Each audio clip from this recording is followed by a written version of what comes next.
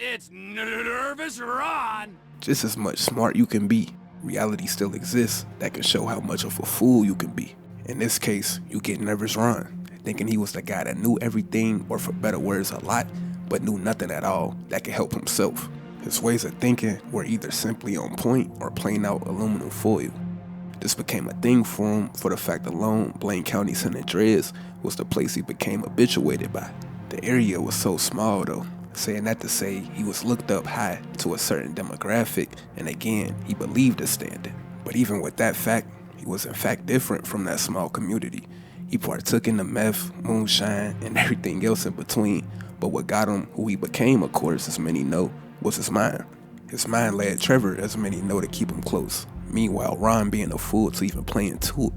This was something that was cool for him though, because again, he thought he knew everything and simply had a place for it. It's important work you're doing out here. God knows, we need a sharp mind running things. I am blessed to be a part of it. He was even aware of what he had to do to even be around T, but this simply was how he became so comfortable with things. It's great being partners. Partners? Well, not partners in the equal sense. Partners in the unequal sense. Exactly. Unequal partners. See, I don't shit on my doorstep unless Trevor tells me to, but that was only once. Hitting licks for him, we learned at some point in his life he was somewhat normal. He did the college. I used to smoke when I was in college. Man, that was some far out times. Now I hit the ice, I take apart a radio, and I masturbate till dawn. Trevor calls it maturity. Even marrying. It's too late to save my marriage, but, you know. I got it. But once that fell apart, so did he. I used to be an accountant before I understood everything. But moving forward, even outside of the criminal things, his standing in Blaine County, again, is telling alone of Ron's plight. He started a podcast to discuss the things he felt he knew very well, and again, praise were there. Hi, Ron. My name's Jerry. I'm nervous, too. I listen to your podcast show thing here on the radio. I'm tired of this healthcare bullshit, too. Hey, thanks for all that you do for the war on our minds, Ron. I love your show. We gotta fight this conservative plot to return America to a pre-industrial state in which a few corporations own everything. But of course, their praise were there from people from a place so small, on top of course, not being all there either. The things he discussed, though, wasn't supposed to be his fight. This what made him a fool, although he was smart to a lot of things. But again, it was never used for anything. Shit! Where's that sound effect button? I'm the one to tell you the truth. There will be no more lies. He spent so much time trying to figure out the unknown that led him into not even realizing the blatant things in front of him. Well, no one is gonna harvest me. I'm beyond harvesting. He even spoke on things like Big Pharma, not even realizing he was no different than a Big Pharma within Blaine County with the meth and guns. But he would explain and imply what even got him to this point, but again, notice what he's going to make matter. This is the unfortunate story of America today. A peace-loving, respectable place where your friends steal your wife and then you lose everything trying to be a nice guy. And then you wind up in a trailer in the desert all alone. And your drug-dealing neighbor takes you under his wing and life goes really wacko. But there's also a dark side. How could anything be darker than that? Which was his own problems he ran into. But of course he would explain what the problem was, although it was nothing that could actually help him. Red f***ing alert! Listen, if you legally own, I don't know, say 400 or 500 guns, and you meet another law-abiding citizen in the desert and you sell those guns, which are your property, to them for entirely legitimate reasons, as is your constitutional right, the government will send a drone to spy on you. It's unbelievable. Well, we all know if you corner a mammal, it will fight back. Except chinchillas or lemmings or a few others that just lay down like a pussy. But trust me, I'm not a pussy. I am working on drone jamming technology. You ain't spying on me. I mean, this is a dark place run by aliens looking to suck the blood out of your veins, enabled by do-gooders who are looking to steal the guns from your home. And trust me, it's all part of a Judeo-Christian Muslim plot to make their religion seem overly important so people don't ask the real questions about what it all means. The The point I'm trying to make is, what good is knowing things but not using what you know for one's reality? He would even reveal what made him nervous, although he called it fearful, but which was wrapping his brain around the unknown. People say I'm nervous and paranoid, but I'm not. I'm not, dear listeners, because I'm not nervous. I'm fearful, and I'm not paranoid because this stuff is true. There is a whole secret world that is kept hidden from us that makes everything make sense, and I understand it. More or less. But even with that, he downs reality, going to say everything he wasn't. Listeners, let me make one thing clear. I'm not paranoid. I'm not even delusional. This is Blaine County Community Radio, brought to you in association with Pill Farm, Buddy's Trucking, Larry's RV Sales of Blaine County, and U-Tool. He would even show one of the reasons why he wanted to use meth, that being an attempt to ironically make his mind scramble. Someone is reading your thoughts, so make sure they're scrambled.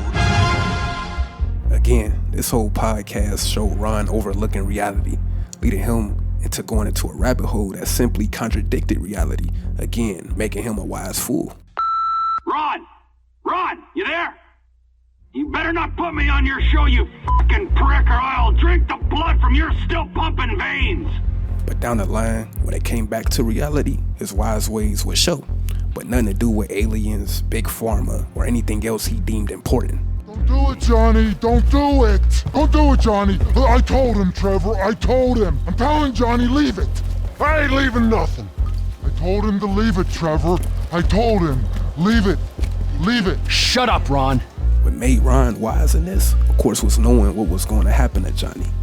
And what made him a fool was simply taking Trevor seeing a ghost literal. If you think you saw an apparition, there's a number of likely explanations. I mean, the government are releasing chemicals to control global warming. They'll try and control anything. It might have been the vapor somehow with the light. Shut up! While still showing what he felt he brought to the table as far as answers to truth. If it's information you're after, maybe I should look into it. Don't second guess me, Ron. He even felt this was something purposely done by something bigger than it actually was. They could be trying to draw you out into the open. That's a conspiracy theory too far, even for you, Ronald. Keep in mind, no one really mattered, would even care about trying to trap Trevor, let alone Ron. T even down the line poked fun at him by the time he started to make a list. It's one thing messing with tweaked out bikers, but the Aztecas, man. The Aztecas. It's just a name. Is he Illuminati as well? Anunnaki? Huh? One of the lizard people? But even with that, he still was wise to know what Trevor was doing wasn't really a good idea. Don't be nervous, Ron. He'll be fine with the takeover. Takeover? Trevor, we don't need to. Even then though, his contradiction with things even was called out after going to say what people says, although he played things like he wouldn't have a normal look at what he even said. If I knew what happened, I wouldn't be bemoaning these last 10 years I've spent in ignorance. Some say ignorance is bliss. For a man with an interest, some may say obsession, with the secret truth kept hidden behind historical events, that's a really weird thing to say. I was trying to console you. I don't need consolation. I need answers from that fat chump. But his role, as we see, he tried to play it. But to say the least, he simply was actually overplaying. All was really wanted out of him was to be a yes man and ironically able to be controlled. Get out of the car, Ron. I need time to think. Run! But again, he didn't want to fully get to the bottom of things outside of his own things set upon him. Going to set a meet for Trevor, his paranoia made him wise to not want to talk on the phone. But of course not realizing he even said what he didn't want to say, and even what came behind it. Speak. You know I don't like using these things. They're listening. Then make it quick. That business thing's been set up. The Chinese guy, Mr. Chang, is at the inn. You said that on the phone? What the fuck is wrong with you, damn it, Ron? Now I'm gonna have to discipline you, and you know how I feel about that. And him being wise to play the yes man though, out of nervousness, him being a fool still would show. Trevor, you're really gonna want to know about this. I mean, I was just... Oh, shut up! Now, Ron, shall we go? I cannot believe that they fucking destroyed my statue of impotent rage. The cheek, huh? The fucking cheek of it. Ron really thought what was about to happen was about the impotent rage statue that was destroyed. But doing this, again, he would say and do all the right things. We're gonna blow some shit up and steal some guns. You follow? Really? Okay. Broad strokes. I get it. My role's gonna be more of a passive one, tough guy. You're the one who's really gonna get in amongst it. You sure that's a good idea? I mean... Absolutely, Ronald. You're just the man for this job. So what exactly is the plan when we get there? We're blowing shit up and stealing 2 planes loaded with guns. That enough information for you? Not exactly. It'll have to do. I think there might be a few things ahead of a delusional, tweaked-out retiree on the Fed's to-do list. Planes loaded up with crates, Trevor! Just like you said! Van would bring up payment from this. But even with all this, he still didn't even get paid. Yes, man, and all. I think that was adequate restitution for my impotent rage statue. That was a mighty fine statue, Trev. That was a mighty fine piece of plastic shit. But there is no price for emotional attachment. I mean, you might forego your cut to, alleviate my heartache. I might? Yeah, I mean, I will. Good idea. We don't have time to dwell on that now. Trevor Phillips Industries! Technical expertise, managerial innovations, unstoppable! Oh, that's right! Now go! But most importantly, as many know, Trevor being ready to head out to Los Santos, he simply would be left alone and we'll see how he took things. Ron, you little bastard! Get out here! We're going to Los Santos! Are we? Not you, me and Wade. What about me? You're CEO of Trevor Phillips Enterprises. Find us some business so that we can make some money. And tidy my shit up. This moment of Trevor leaving in a way, he was forced to endure the things he was running from. By the time T settled in, he brought up his situation with his ex-wife of 12 years. It would then reveal Trevor was the one to even make that happen. Trevor? You called? No shit! What's happening? My ex-wife called me again. Man, there is nothing worse in this world than an ex-wife. Perpetual reminder of life's mistakes. A dreadful mistake. She's thinking of suing me again. For what? You live in a trailer. She heard my radio show. If she heard your radio show, she should pity you, not sue you.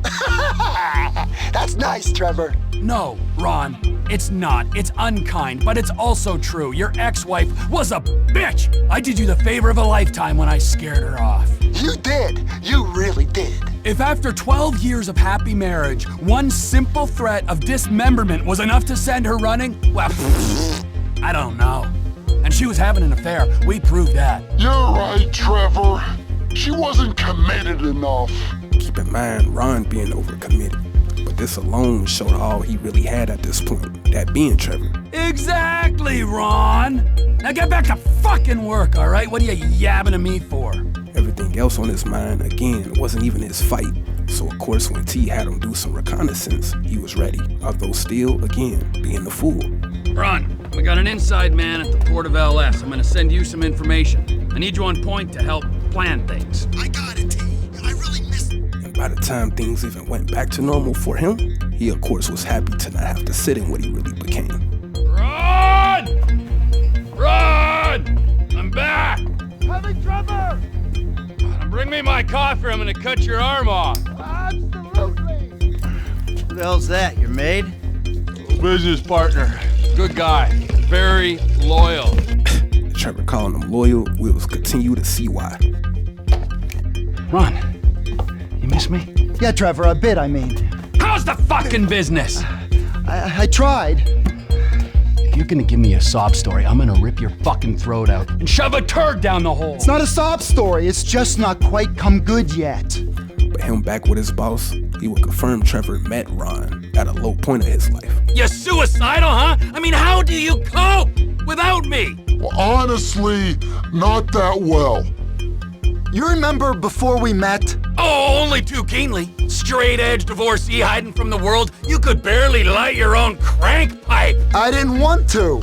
But as we heard, Ron never really wanted what he became, simply knowing better, but T forcing him to think his thoughts to make sense for his ways. I mean, I was naturally suspicious of amphetamines. Only after your forceful persuasion, did I see the power as an aid for concentration and deep thought. If I hadn't moved next door, I'd have likely put a gun in my mouth. It ain't pretty, But it's true.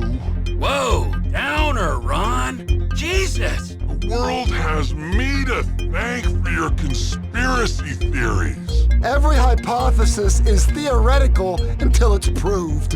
And if we waited around for proof, we'd never get anywhere. Now, let's steal us some guns. And he would still show he knew what his role was. Of course, yes, man, in the fact, he was in fact a mindless follower. Ronnie, old boy, I never thought I'd say this, let alone think it, but it's good to be working together again. I can't tell you what a pleasure it is to have you back. We're a good team. Every team needs a leader, and a mindless follower or two. That's right, boss. Trevor about? He's probably out somewhere drinking human blood or eating household pets. He's not that bad. Really? Well, okay, he is pretty bad. But he's got a sensitive side. Oh, yes, he's very sensitive. When he gets his feelings hurt, he's devastated. So what's your story? I ain't got a story. And the fact he felt he didn't have a story is telling alone he's running. I'm an independent thinker, living out here away from the man. And living away from the man wasn't even needed. It was just easier for him. But of course, his foolish ways led him into speaking on what he felt Michael was, which was, to say the least, not even close. From what I can tell, you're like a high school athlete, living off old glories. You used to be able to manage heat, and now you're worried if your loafers are getting scuffed. Any more bullshit comes out of your mouth, you're gonna learn all about my past glories firsthand, you understand? Absolutely, sir. That came out wrong, all wrong. Tell Trevor the monthly train is coming through. What monthly train? The Train of Dreams. The hell are you talking about? I'm talking about gold. Enough to keep Ron in trailers and you in therapy. Even by the time T and M fell out, he still wasn't close, but showing still how his thoughts were so left field. Boss, hey, Let me ask you something, great unearther of conspiracies. sure, shoot. Why didn't you see the big lie right under my nose? Michael fucking Townley. Is he Illuminati or Anunnaki? No! Oh, he's a lizard! Oh boy, I knew it. He's not a lizard. He's a liar and a cheat. I thought we knew that. Brad's dead. The letters written by the feds. Shit, the feds? What are you gonna do? I don't know. Got you for failing to figure this out? But at this point moving forward, Ron really much wouldn't be around, not even being involved with the last score. But with the phone call Trevor made to him, it's telling alone. TP Enterprise, main campus. All right, Ron.